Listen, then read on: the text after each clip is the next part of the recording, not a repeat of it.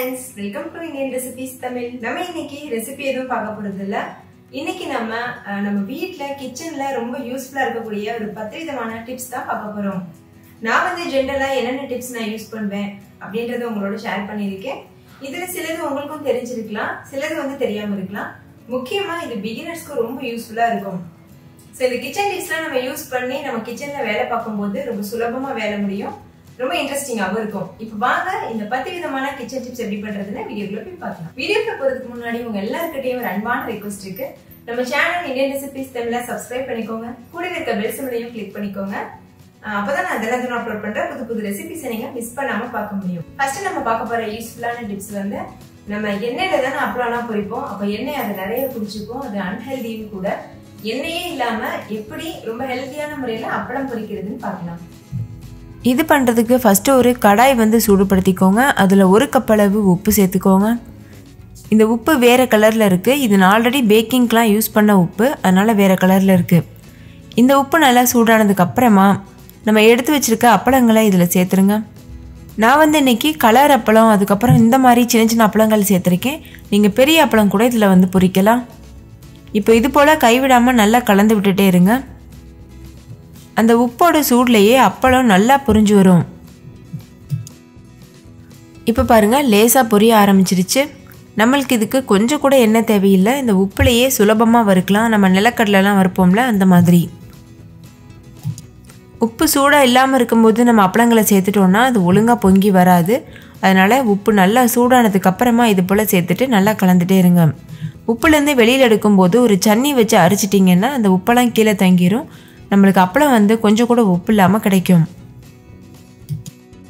இந்த ஸ்டேஜ்லேயே வேணும்னாலும் நீங்கள் வெளியில் எடுத்துடலாம். இல்லை இன்னும் நல்ல முறுமுறுப்பாக வேணும்னா கொஞ்சம் கலர் சேஞ்ச் ஆக விட்டுட்டு அதுக்கப்புறமா வெளியில் எடுக்கணும்.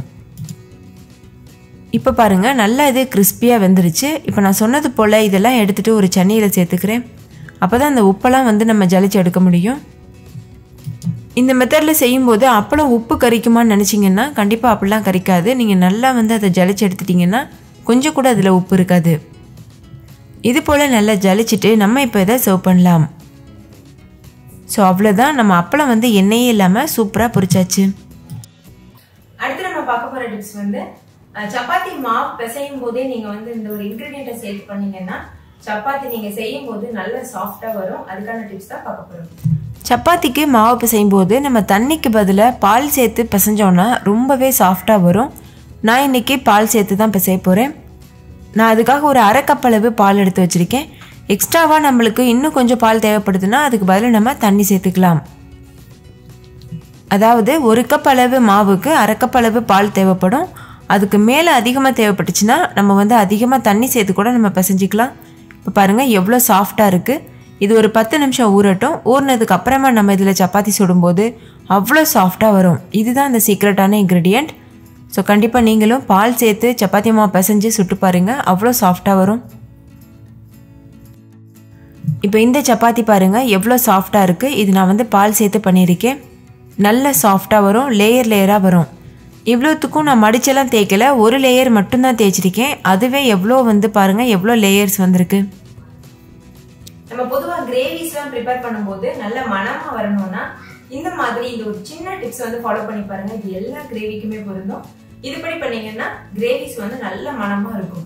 இந்த டிப் வந்து ரொம்ப சிம்பிளான ஒரு டிப்ஸு, ஆனால் ரொம்பவே யூஸ்ஃபுல்லாக இருக்கும். நீங்கள் செய்யும்போது அதை வந்து உணர்வீங்க, அவ்வளோ டேஸ்ட்டாக இருக்கும், மனமாகவும் இருக்கும்.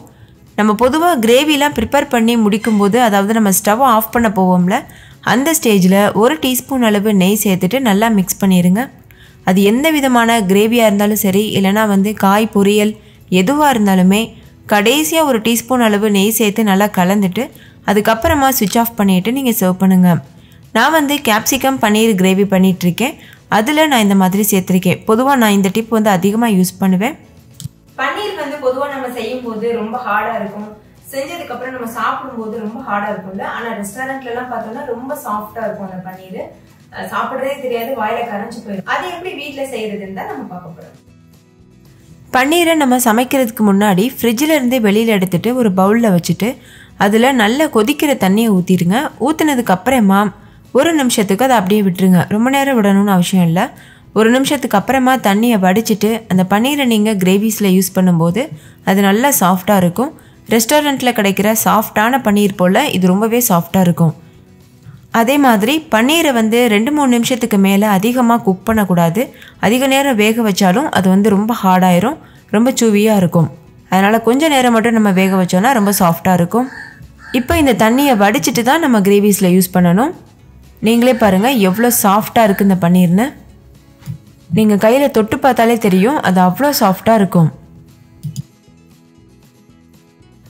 பொதுவாக நம்ம நிறைய பருப்பு பயிரெல்லாம் வாங்கி வைப்போம். ஆனால் சில டைம் அது நம்ம அடிக்கடி யூஸ் பண்ண முடியாது. அப்போ அதில் வண்டு வைக்கிறதுக்கு வாய்ப்பு இருக்கு. அப்படி இல்லாமல் இந்த ஒரு டிப் நீங்கள் ஃபாலோ பண்ணி அதை ஸ்டோர் பண்ணி வச்சிங்கன்னா வண்டே வராது, பூச்சிலாம் வைக்காது. சில நேரத்தில் நம்ம அதிகமாக பருப்பு வாங்கிட்டோன்னா அதில் வண்டு பூச்சிலாம் வந்துடும்னு பயமாக இருந்ததுன்னா இது போல் நல்லா வறுத்துட்டு நீங்கள் ஸ்டோர் பண்ணும்போது கொஞ்சம் கூட அதில் வண்டு பூச்சிலாம் வராது. ரொம்ப நேரம் வறுத்துடக்கூடாது. ஒரு நிமிஷத்துக்கு லோ ஃப்ளேமில் வச்சு வறுத்திங்கன்னா போதும். வறுத்துட்டு உடனே நம்ம டப்பாவில் கொட்டி ஸ்டோர் பண்ண வேண்டாம். அது நல்லா ஆறட்டும். ஆறுனதுக்கு அப்புறமா ஏர்டைட்டான டப்பாவில் போட்டு ஸ்டோர் பண்ணிக்கோங்க. இது நம்ம சீக்கிரமாகவே காலி பண்ணிடுவோம் அப்படின்னா அந்த மாதிரி பருப்புகளை நம்ம இந்த மாதிரி வறுத்து ஸ்டோர் பண்ணணும்னு அவசியம் இல்லை. ஆனால் அதிக நாள் வச்சு நம்ம சாப்பிடக்கூடிய பருப்புகளை இது போல் ஸ்டோர் பண்ணால் நீண்ட நாள் கெட்டு போகாமல் இருக்கும். நான் இன்றைக்கி ராஜ்மா எடுத்திருக்கேன். ராஜ்மா நம்ம அடிக்கடி செய்ய மாட்டோம். மாதத்துக்கு 1 or 2 டைம்ஸ் தான் செய்வோம். அதனால் இது வறுத்துட்டு ஸ்டோர் பண்ணுறது தான் பெஸ்ட்டு. இப்போ நல்லா வறுத்தாச்சு. இப்போ ஒரு பிளேட்டில் கொட்டி நல்லா இதை ஆற வச்சுட்டு ஆறுனதுக்கப்புறமா நான் சொன்னது போல் நீங்கள் ஏர்டைட்டான டப்பாவில் ஸ்டோர் பண்ணுங்கள்.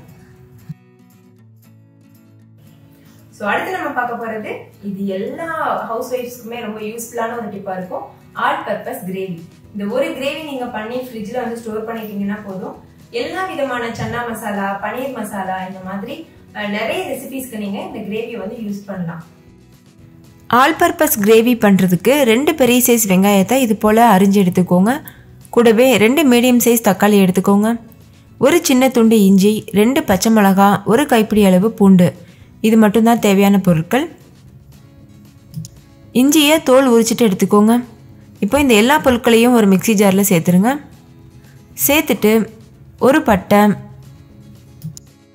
1 டீஸ்பூன் சோம்பு, 1 டீஸ்பூன் சீரகம் இதெல்லாம் சேர்த்ததுக்கப்புறமா தேவையான அளவு தண்ணி சேர்த்துட்டு நல்லா நைஸாக அரைச்சிக்கோங்க. எந்தளவு முடியுமோ அந்தளவுக்கு ஃபைன் பேஸ்ட்டாக அரைச்சி எடுத்துக்கோங்க. அரைச்சதுக்கப்புறமா 1.5 டேபிள் ஸ்பூன் அளவு காஷ்மீரி மிளகாத்தூள் சேர்த்துக்கோங்க. இது காரம் கம்மியாக இருக்கும், அதனால் நான் 1.5 டேபிள் ஸ்பூன் சேர்த்துருக்கேன். இது கூடவே 2 டேபிள் ஸ்பூன் அளவு மல்லித்தூள் சேர்த்துக்கோங்க. அடுத்து இதில் ஒரு 1/4 டீஸ்பூன் மஞ்சள் தூள் சேர்த்துக்கோங்க. சேர்த்ததுக்கப்புறமா தேவையான அளவு தண்ணி சேர்த்துட்டு மறுபடிக்கும் இதை நைஸாக அரைச்சிக்கோங்க. அரைச்சதுக்கப்புறமா ஒரு கடாய் சூடுபடுத்திட்டு அதில் 4 டேபிள் ஸ்பூன் அளவு எண்ணெய் சேர்த்துக்கோங்க.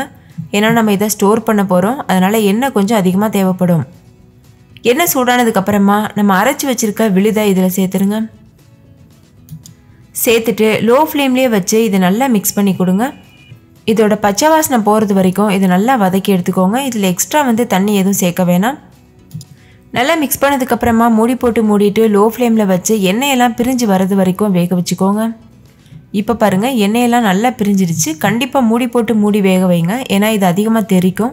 நம்ம கெட்டியாகவே வேக வைக்கிறதுனால அதிகமாக தெறிக்கிறதுக்கு வாய்ப்பு இருக்குது. இப்போ எண்ணெய்லாம் நல்லா பிரிஞ்சு வந்துருச்சு. இதை நல்லா மிக்ஸ் பண்ணிவிட்டு இதை அப்படியே ஸ்டவ் ஆஃப் பண்ணிவிட்டு முழுமையாக ஆறுனதுக்கப்புறமா நம்ம இதை ஸ்டோர் பண்ணி வச்சுக்கலாம். இப்போ பாருங்கள், இது முழுமையாக ஆறிடுச்சு. நல்லா கெட்டியாகவும் இருக்குது. ஆறுனதுக்கப்புறம் நல்லா கெட்டியாகும். இதை ஒரு ஏர்டைட்டான கண்டெய்னரில் போட்டுட்டு ஸ்டோர் பண்ணி வச்சுக்கோங்க. நம்ம ஸ்டோர் பண்ணுற கண்டெய்னரில் கொஞ்சம் கூட தண்ணி இல்லாமல் பார்த்துக்கோங்க. நல்லா ட்ரையாக தொடச்சிட்டு அதுக்கப்புறமா இதை ஸ்டோர் பண்ணுங்கள். இதை மூடி போட்டு மூடிட்டு நம்ம ஃப்ரிட்ஜில் வச்சு ஸ்டோர் பண்ணலாம். ஃப்ரீசரில் இல்லை, ஃப்ரிட்ஜில் வச்சு 1 வீக்லேருந்து 2 வீக் வரைக்கும் கூட இதை நம்ம ஸ்டோர் பண்ணலாம். இப்போ இந்த கிரேவியை எப்படி யூஸ் பண்ணலான்னு சொல்லி ஒரு சின்ன ஐடியா கிடைக்கிறதுக்காக நான் ஒரு சின்ன ரெசிபியும் இது கூட நான் உங்களுக்கு ஷேர் பண்ணியிருக்கேன். சிம்பிளான பன்னீர் மசாலா பண்ணுறதுக்கு ஒரு கடாயில் 1 டேபிள் ஸ்பூன் அளவு எண்ணெய் சேர்த்துட்டு சுடுதண்ணியில் போட்டு 1 நிமிஷம் ஊற வச்ச அந்த பன்னீரையும் சேர்த்துட்டு நம்ம எடுத்து வச்சுருக்கோம்ல ஆல் பர்பஸ் கிரேவி, அதிலேருந்து ஒரு கரண்டிலேருந்து 2 கரண்டி அளவு மட்டும் சேர்த்துட்டு தேவையான அளவு தண்ணி சேர்த்து நல்லா கலந்துட்டு மூடி போட்டு மூடிட்டு ஒரு 2 நிமிஷம் குக் பண்ணிங்கன்னா போதும். நம்மளோட இன்ஸ்டண்ட்டான ரொம்ப சிம்பிளான பன்னீர் கிரேவி சூப்பராக தயாராகிடும். இந்த கிரேவி பன்னீருக்கு மட்டும் இல்லை, பட்டாணி, காலிஃப்ளவர், குடமிளகா இந்த மாதிரி எந்த வெஜிடபிள்ஸ் கூட வேணாலும் நீங்கள் வச்சு யூஸ் பண்ணலாம். இது இன்ஸ்டண்ட்டாக தயார் பண்ணுறதுக்கு ரொம்பவே சுலபமாக இருக்கும். சப்பாத்தி மாவு சில டைம் நம்ம அதிகமாக பிசைஞ்சிருவோம்ல, அது வந்து மீது போயிடும். அதை வச்சு நம்ம எப்படி தேங்காய் பன் செய்யறதுன்னு தான் பார்க்க போகிறோம். இது பண்ணுறதுக்கு 1 கப் அளவு துருவின தேங்காய் எடுத்துக்கோங்க. நான் வந்து டெசிகேட்டட் கோகோனட் பவுடர் யூஸ் பண்ணியிருக்கேன். நீங்கள் ஃப்ரெஷ்ஷான தேங்காய் துருவல் கூட யூஸ் பண்ணலாம். கூடவே கொஞ்சமாக டூட்டி ஃப்ரூட்டி சேர்த்துக்கோங்க. இது கூடவே உங்களோட சுவைக்கு தகுந்த மாதிரி சர்க்கரை சேர்த்துக்கோங்க. நான் வந்து ஒரு 1/4 கப் அளவு சர்க்கரை சேர்த்துருக்கேன். இப்போ இதில் 1 டீஸ்பூன் அளவு நெய் சேர்த்துட்டு நல்லா இதை கலந்துக்கோங்க. நம்ம தேங்காய் பண்ணுக்கான ஸ்டஃபிங் வந்து தயாராகிருச்சு. அடுத்து நம்ம வந்து மீந்து போன சப்பாத்தி மாவுலேருந்து ஒரு சப்பாத்தி மாதிரி ஒரு மாவு வந்து நான் திரட்டி வச்சுருக்கேன். நார்மல் நம்ம சப்பாத்திக்கு எப்படி மாவு திரட்டுவோமோ அதே போல். இப்போ இது உள்ள நம்ம அந்த ஸ்டஃபிங்கை வச்சிடலாம். நான் வந்து ஒரு 3 டீஸ்பூன் அளவுக்கு அந்த ஸ்டஃபிங் வச்சுட்டு நல்லா இது போல் ஸ்ப்ரெட் பண்ணி விட்டுக்கிறேன். தேவையான அளவு நம்ம வந்து ஸ்டஃபிங் வச்சுக்கலாம். ஸ்டஃபிங் நிறையா இருந்தால் தான் இந்த பன் வந்து டேஸ்டியாக இருக்கும், குழந்தைங்க விரும்பி சாப்பிடுவாங்க. இப்போ இந்த ஓரங்களில் கொஞ்சமாக தண்ணி வந்து அப்ளை பண்ணிக்கோங்க. தண்ணி அப்ளை பண்ணால் தான் நம்ம அதை க்ளோஸ் பண்ணும்போது அது அப்படியே ஒட்டி நிற்கும். இப்போ இன்னொரு சப்பாத்தி மாவு எடுத்து மேலே வச்சுருங்க. அதாவது சப்பாத்தி மாதிரி திரட்டின மாவு வச்சதுக்கப்புறமா இதை நல்லா அமுத்தி விட்டு க்ளோஸ் பண்ணிக்கோங்க. பாருங்கள், இந்த மாதிரி க்ளோஸ் பண்ணிவிட்டு இதுக்கு ஒரு டிசைன் நம்ம கொடுக்கணும்ல, கடையில் வாங்குகிற பன் மாதிரி இருக்கிறதுக்காக. இப்போ இதை லேசாக அமுத்தி விட்டு நம்ம வந்து சோமாஸ்க்கெலாம் வந்து ரோல் பண்ணுவோம்ல, அந்த மாதிரி ரோல் பண்ணிக்கோங்க. பாருங்கள், இந்த மாதிரி. இது ரொம்ப ஈஸி.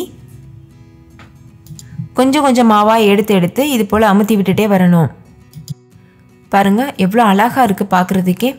இப்போ ஒரு தோசை டவாவில் கொஞ்சமாக எண்ணெய் ஊற்றிட்டு நம்ம செஞ்சு வச்சுருக்க பன்னை வந்து இதில் சேர்த்துட்டு 2 பக்கம் திருப்பி விட்டு சப்பாத்தி மாதிரியே வேக வச்சு எடுத்துக்கோங்க. நீங்கள் எண்ணெய்க்கு பதிலாக நெய்யில் கூட பண்ணலாம். நீங்கள் அவன் வச்சுருந்தீங்கன்னா அவனில் கூட இதை பேக் பண்ணலாம். 2 பக்கம் திருப்பி விட்டு நல்ல பொன்னிறம் வந்ததுக்கப்புறமா வெளியில் எடுத்து இதை நீங்கள் சர்வ் பண்ணிடுங்க. அவ்வளோதான். இப்போ இது நல்லா வெந்துருச்சு. இப்போ இதை நம்ம வெளியில் எடுத்துடலாம். இது லேசாக வந்து ஆறுனதுக்கப்புறமா ஒரு பீஸா கட்டர் வச்சு கட் பண்ணிவிட்டு இதை நீங்கள் சர்வ் பண்ணுங்கள். நல்ல சாஃப்டாக ரொம்ப டேஸ்டியாக இருக்கும். நம்ம கடைகளில் சாப்பிட்ற பன் அளவுக்கு இல்லைனா கூட அந்த டேஸ்ட் வந்து நம்மளுக்கு கிடைக்கும். ஏன்னா உள்ளே நம்ம அந்த தேங்காய் ஸ்டஃபிங் வச்சுருக்கிறதுனால ரொம்ப ருசியாக இருக்கும். ஸோ கண்டிப்பாக இது போல் ட்ரை பண்ணி பாருங்கள். ஈவினிங் ஸ்நாக்காகவும் ஆயிரும், நம்மளோட மாவும் வேஸ்ட் ஆகாமல் இருக்கும். பார்க்கும்போதே கலர்ஃபுல்லாக சூப்பராக இருக்குல்ல, டேஸ்ட்டும் ரொம்ப அருமையாக இருந்துச்சு. அடுத்த டிப் வந்து நம்ம தேங்காயை அடிக்கடி உடைச்சி சில்லு பண்ணி அதுக்கப்புறமா நம்ம வந்து ரெசிபியில் யூஸ் பண்ணுறது ரொம்ப கஷ்டமான ஒரு வேலை. அதனால் நம்ம தேங்காயை நம்ம ஸ்டோர் பண்ணி வச்சுட்டோன்னா இன்ஸ்டண்ட்டாக நம்மளுக்கு தேவையானப்பெல்லாம் எடுத்து எப்படி யூஸ் பண்ணுறதுன்னு தான் நம்ம பார்க்க போகிறோம். அதுக்கு நீங்கள் தேங்காயை உடைச்சிட்டு இது போல் சின்ன சின்ன பீசஸாக கட் பண்ணிவிட்டு ஒரு ஏர்டைட்டான கண்டெய்னரில் போட்டுட்டு ஃப்ரீசரில் வச்சுட்டிங்கன்னா நீங்கள் எப்போல்லாம் உங்களுக்கு தேவைப்படுதோ அப்போல்லாம் நீங்கள் இன்ஸ்டண்ட்டாக எடுத்து யூஸ் பண்ணலாம். நான் யூஸ்வலாக என்ன பண்ணுவேன்னா, தேங்காய் அதிகமாக இருக்க சமயத்தில் இது போல் நல்லா கட் பண்ணிவிட்டு பல்காக ஸ்டோர் பண்ணி வச்சுடுவேன். அப்போ வந்து ரொம்ப நாளுக்கு அது கெட்டு போகாமல் இருக்கும். ரொம்ப நாளுக்கு நம்மளுக்கு ஈஸியாக வேலையும் முடியும். நம்ம சட்னி அரைக்கிறதுக்கு தேங்காய் பால் எடுக்கிறதுக்கெலாம் ரொம்ப சுலபமாக இதை எடுத்து யூஸ் பண்ணிக்கலாம். இப்போ பாருங்கள், ஏர்டைட்டான கண்டெய்னரில் போட்டாச்சு. இதை ஃப்ரீசரில் வச்சு நம்ம யூஸ் பண்ணலாம். அடுத்து வந்து மிக்ஸி ஜாரோட பிளேடு வந்து ஷார்ப்னஸை இழந்துருச்சுன்னா ஒழுங்காக அரைக்காது. அதோட ஷார்ப்னஸை மறுபடிக்கும் நம்ம கொண்டு வரதுக்கு அதில் கொஞ்சமாக உப்பு சேர்த்துட்டு நல்லா அரைச்சிக்கோங்க. அரைச்சதுக்கப்புறமா அந்த உப்பை கீழே கொட்டிடுங்க. அதுக்கப்புறம் நம்ம சட்னி இதெல்லாம் அரைக்கும்போது ரொம்ப சூப்பராக அரைப்படும். அதிகமாக இல்லை, ஒரு 1/2 கப் அளவு உப்பு சேர்த்து அரைச்சிங்கன்னா போதும். இந்த டிப் ரொம்ப யூஸ்ஃபுல்லாக இருக்கும் உங்களுக்கு. அடுத்த டிப் வந்து பாதாம் பால், பாதாம் அல்வா இதெல்லாம் பண்ணுறதுக்கு நம்ம அதிகமாக பாதாம் பருப்பை ஊற வச்சு தோல் உரிச்சிட்டு தான் பண்ணுற மாதிரி இருக்கும். ஸோ அந்த மாதிரி டைமில் நம்ம ஊற வைக்க மறந்துட்டோன்னா எப்படி அதோட தோலை வந்து இன்ஸ்டண்ட்டாக வெளியில் எடுக்கிறதுன்னு தான் பார்க்க போகிறோம். அதுக்கு பாதாம் பருப்பை ஒரு பாத்திரத்தில் சேர்த்துட்டு அதில் நல்லா கொதிக்கிற தண்ணியை ஊற்றிட்டு ஒரு 2 நிமிஷம் மட்டும் ஊற வச்சுக்கோங்க. ஈஸியாக சுலபமாக அந்த தோலை வந்து நம்ம வெளியில் எடுத்துடலாம். அந்த சூடான தண்ணி கொஞ்சம் வெதுவெதுப்பாக வரட்டும். அதுக்கப்புறம் அந்த தண்ணியை ஈர்த்துட்டு நீங்கள் வந்து அதிலேருந்து தோலை வெளியில் எடுத்து யூஸ் பண்ணிக்கோங்க. லேசாக அந்த பாதாம் பருப்போட தோலை இந்த மாதிரி நீங்கள் கையில் வச்சு ரப் பண்ணிங்கனாலே ஈஸியாக அது வெளியில் வந்துடும். பாருங்கள் எவ்வளோ சுலபமாக நம்ம தோல் உரிச்சிட்டோம். இதே போல் மீதி இருக்க எல்லா பாதாம்லையும் தோல் உரிச்சிடலாம். இது தோல் உரிக்கிறதுக்குமே நேரம் ரொம்ப கம்மியாக தான் செலவாகும். ஸோ அவ்வளோதான் ஃப்ரெண்ட்ஸ், இந்த 10 விதமான டிப்ஸுமே உங்கள் எல்லாருக்கும் ரொம்ப யூஸ்ஃபுல்லாக இருக்கும்னு நான் நம்புகிறேன். இந்த டிப்ஸ் எல்லாமே உங்களுக்கு பிடிச்சிருந்ததுன்னா கண்டிப்பாக நீங்களும் வீட்டில் ட்ரை பண்ணிவிட்டு உங்கள் எக்ஸ்பீரியன்ஸ் எப்படி இருந்ததுன்னு கமெண்ட்ல என் கூட ஷேர் பண்ண மறந்துடாதீங்க. இந்த வீடியோ பிடிச்சிருந்தா லைக் பண்ணுங்கள், உங்கள் ஃப்ரெண்ட்ஸ் கூட நிறைய ஷேர் பண்ணுங்கள், ஸோ அவங்களும் பார்த்து பயன்பெறட்டும். இன்னொரு சூப்பரான ரெசிபியோடு நான் உங்களை சந்திக்கிறேன். Thank you, bye bye.